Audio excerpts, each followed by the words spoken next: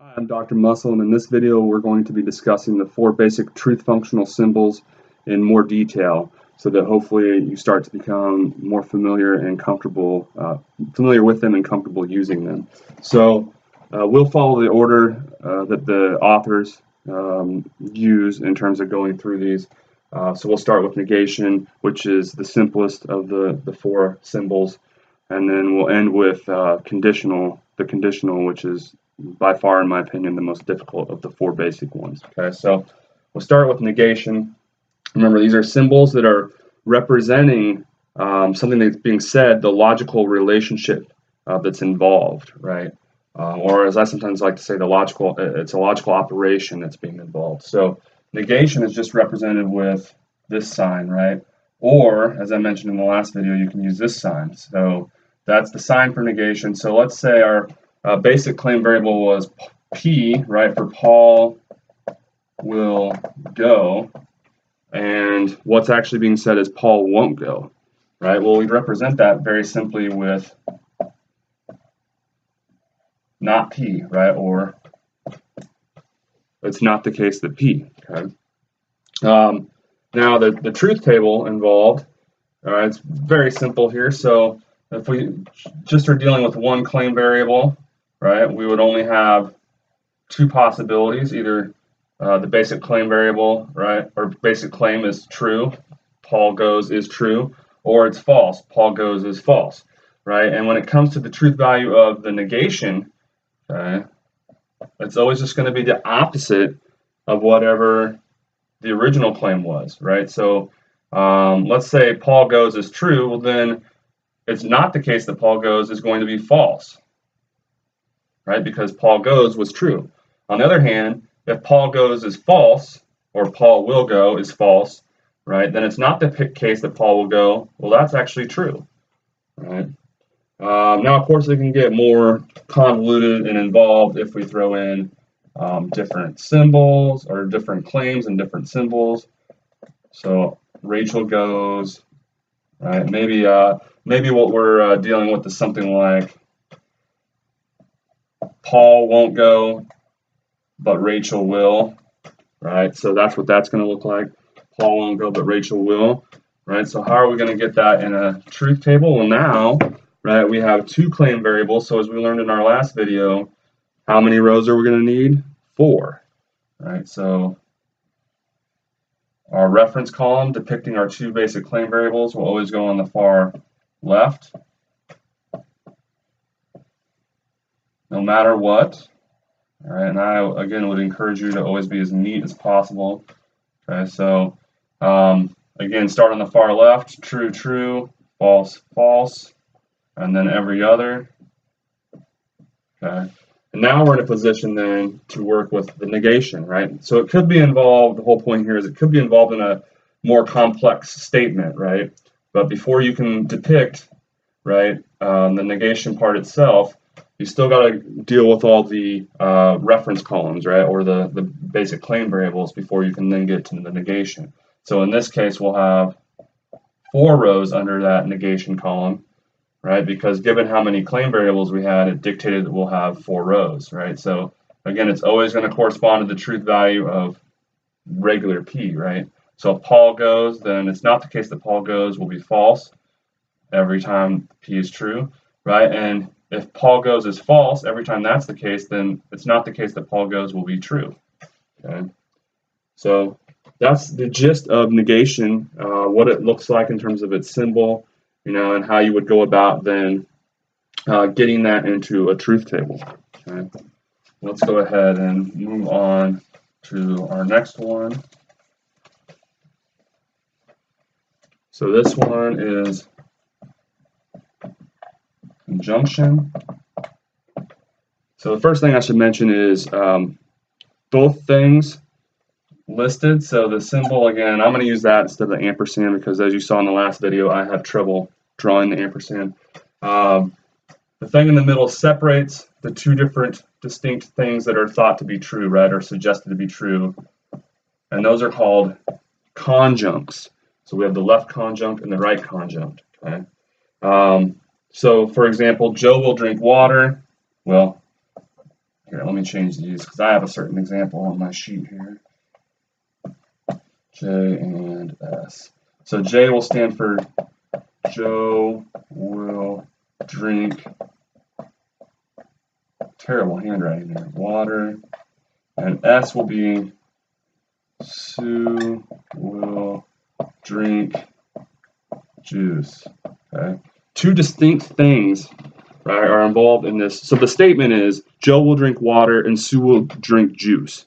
Okay. There's two distinct claims involved there, right? On the one hand, it's being asserted that Joe will drink water and Sue will drink juice. Okay.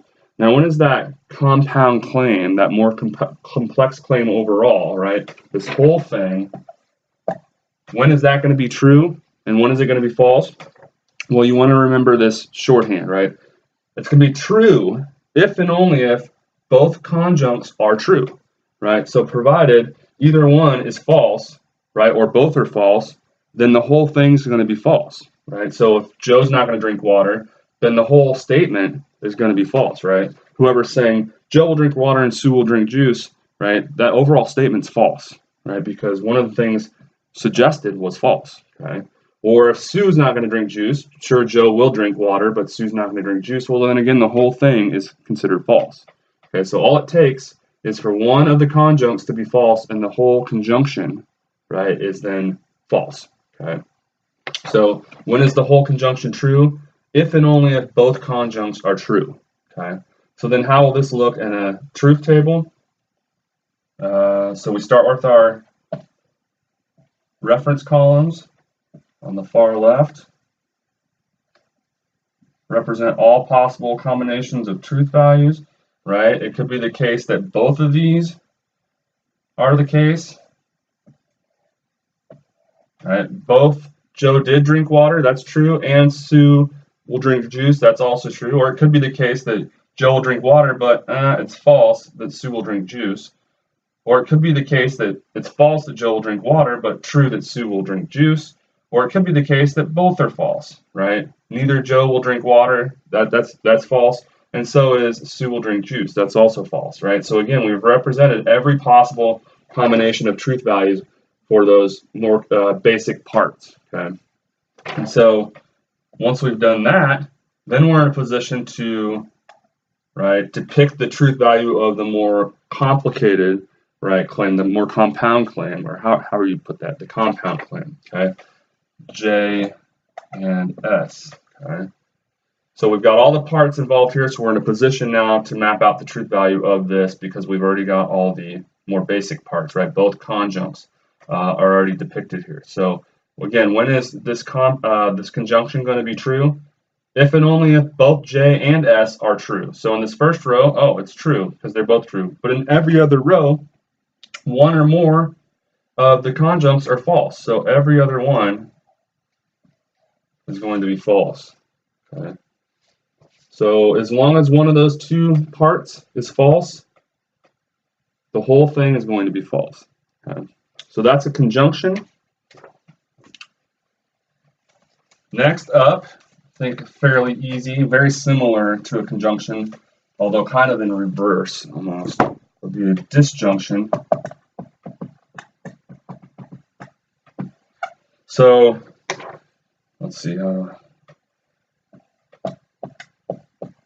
So the way you represent a disjunction is with the symbol, the small v is kind of what I call it, whatever you want to call this symbol here. All right, so again, you're using basic claim variables, and there's going to be two disjuncts. The things on the left and right are referred to as the left and right disjuncts.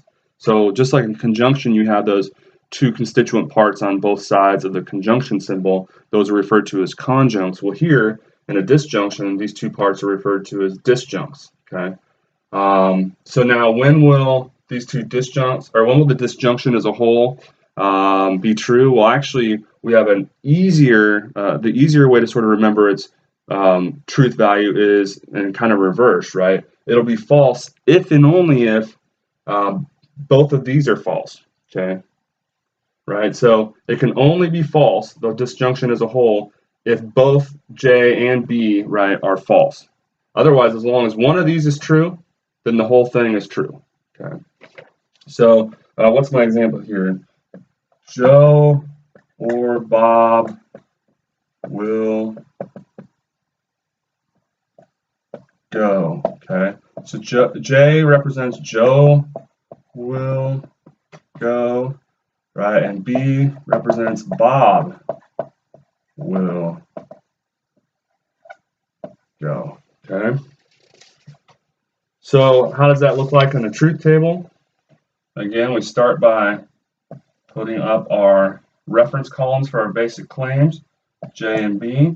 Always looks the same in a two-claim statement, right? Or two-claim expression, right? When two claims are involved, it's always going to be 4 rows, right? And so the far left one's always going to be true, true, false, false. And the one on the right is going to be true, false, true, false. Okay. Now we're already in a position then to determine the truth value of the disjunction as a whole. Remember, as long as one of them is the case, right, then the expression, right, as a whole is going to be true, because all they're saying is, look, one of them will go, right? Joe or Bob will go. So as long as Joe goes, or Bob goes, or they both go, right, what they said as a whole is true, okay? To say that what they said is false, neither Joe nor Bob go, right? Otherwise, right, as long as one of them goes or both of them go, then what they're saying is true, right? So look, in this first scenario, Joe goes and Bob goes. So the expression Joe or Bob goes is true. In this case, right, this scenario, scenario 2 here, row 2, Joe goes but Bob doesn't. Well, the expression Joe or Bob will go is still true, right, because Joe went. Joe doesn't go in this one, but Bob does. Well, Joe or Bob will go is true because Bob went. And then the fourth row, right, we have a scenario where neither Joe or Bob goes, right? And they told us Joe or Bob will go, so they're lying in that scenario, right? Neither one went, so the disjunction as a whole would be false. So that's disjunction. Fairly straightforward, I think. And then we get to the one that's, in my opinion, by far, and I think the authors suggested this as well, by far the most difficult for rookies in logic, and that's dealing with what's known as the conditional. So the symbol here is an arrow pointing this way, and make sure you're pointing the correct way. Okay. What's my example here? Yes. All right. If Joe goes, Sue will go. So let me write that up here. If Joe goes, Sue will go. Okay. So J will stand for Joe goes, and S will stand for Sue goes. Okay. When is a conditional false? It's actually true far more often than it's false. The only time a conditional is false, it's false if and only if the antecedent is true and the consequent is false. So I mentioned a couple fancy words there, right? The antecedent of a conditional is always the first thing, before the thing preceding the arrow, and the consequent is the thing to the right or that follows the conditional arrow. Okay, so you just got to commit those terms to memory, antecedent and consequent. Okay, so again, when is the conditional, the thing being expressed as a whole, right? When is that going to be false? If and only if the antecedent is true and the consequent is false. Okay, so when is if Joe goes, Sue will go false? It's only false if Joe goes and Sue doesn't, right? Because you should kind of, and I'll try to express a better example here in a moment to capture this point, but think of it as if, when can you say you're a liar? What you said was false. You made a false promise. Well, it's only if what they said had to happen for this to happen happened, and then this still didn't happen, right? Okay, so they didn't say anything about what would happen if Joe doesn't go, right? So if this is false, right, the whole thing is still thought of as being true, right? Because you can't say you're a liar, right, if this doesn't happen, if this is false. The only time you can say you're a liar is if this is true, and then this, nevertheless, is still false. Okay. So I like to put it in terms of, my example, I think, is if I win the lottery, then I'll give you $1 million, right? You can't call me a liar if I don't win the lottery, right? I only made a promise. I only suggested that if I won the lottery, then I'd give you $1 million, right? So you can't point to me and call me a liar if I don't win the lottery, right? So that whole statement if I win the lottery, then I'll give you $1 million is only false if I win the lottery, right, and then I don't give you $1 million. So as long as if I win the lottery and I still give you $1 million, well, then it's still true as well, right? The only time it's going to be false, you can say you're a liar, you lied to me, is if I won the lottery and then did not give you the $1 million. Okay. All right, so let's see what the truth table looks like for this.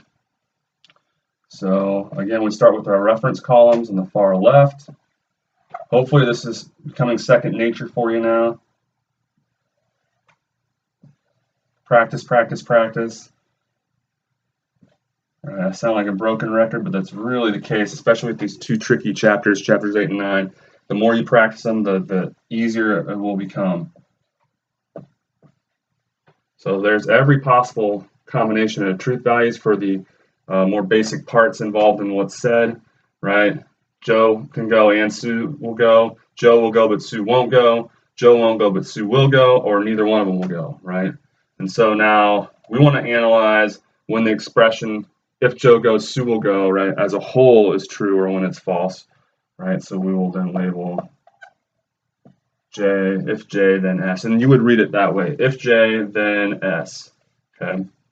So again, when is the conditional false? If and only if the antecedent is true and the consequent is false, right? So here the antecedent is true, but look, the consequent is also true, so the conditional will be true.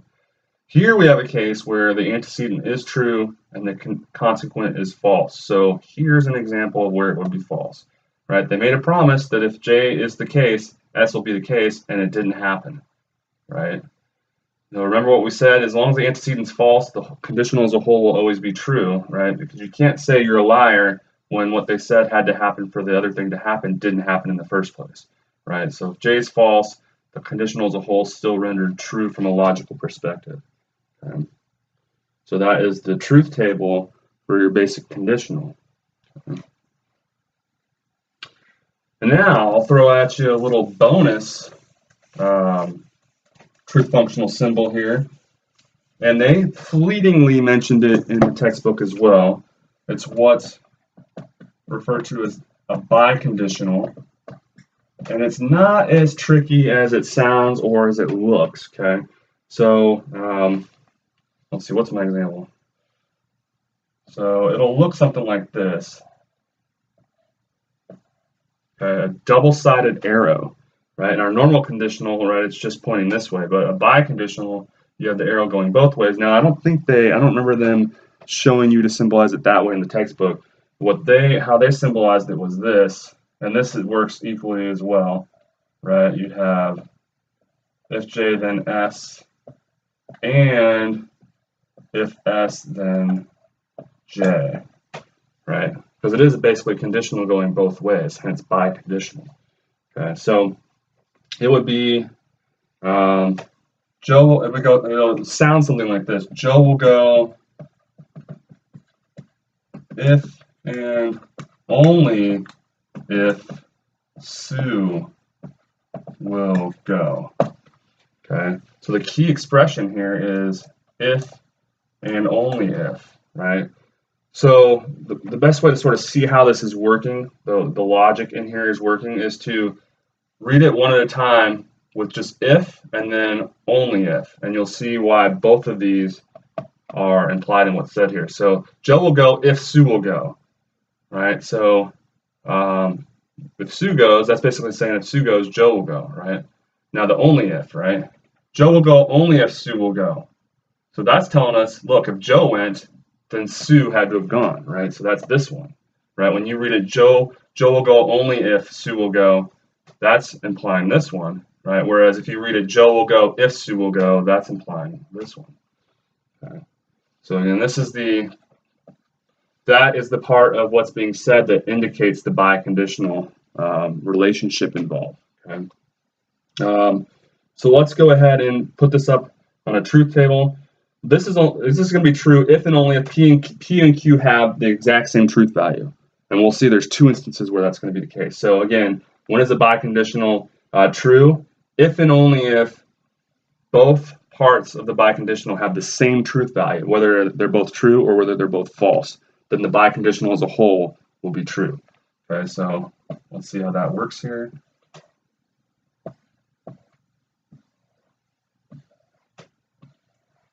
So once again, this is always the same for two claim variables. Okay. Now let's go ahead and put it up this way, okay? Since that's the way they do it in the textbook. So we have on the one hand if J then S. Okay. When is this conditional false, right? When is a conditional false? If and only if the antecedent is true and the consequent is false. So here the antecedent is true, but the consequent is also true, so that's true. This time the antecedent is true and the consequent is false, so the conditional is false. Right, and remember, anytime the antecedent is false in a conditional, the conditional itself is always true. Okay. Now we need this one, if S then J, whoops. Okay, so same sort of thing, but the reverse relationship, right? So S is the antecedent, and that's true. J is also true, so the conditional will be true. Here the S is false, so the conditional as a whole is going to be true. Here we have an instance where the antecedent is true and the consequence false, so the conditional will be false there. And then finally, the antecedent in this last row, right? The antecedent is false, so we automatically know. We don't even have to look at the consequent. When we know the antecedent is false, we know the conditional as a whole is true. And now we're finally in a position to assess, right, the truth values of the biconditional based on all the possible combinations of truth values here, right? So we have, again, J, if J then S, and if S then J. So now what we're analyzing is, in essence, a conjunction, right? So when is it the case that both this and this are true, right? Because a conjunction is true when both of its conjuncts are true. Well, in this first row, it's true, right? They're both true. This one, it's not the case. This one, it's not the case. And in this one, they're both true, right? So if you go back, like I was saying earlier, look what happened. In both scenarios where the biconditional conjunction, or the conjunction that we're assessing, right, where that was true was when both the claim variables had the same truth value, just like I started off saying, right? In this first scenario, the first row, they're both true, okay? So the biconditional as a whole is true. And then in this scenario, in the fourth row, they're both false, so the biconditional as a whole is still true, because, again, anytime the claim variables, right, have the same truth value, the biconditional will then have a truth value of true. Right, so hopefully that kind of made sense. Don't worry so much about the biconditional. We'll be working far less with that. Then, you know, the ones you'll really want to be comfortable with are the four basic ones: negation, conjunction, disjunction, and conditional. Okay, so hopefully this video helped, and we'll go ahead and move on to symbolizing compound claims in the next video.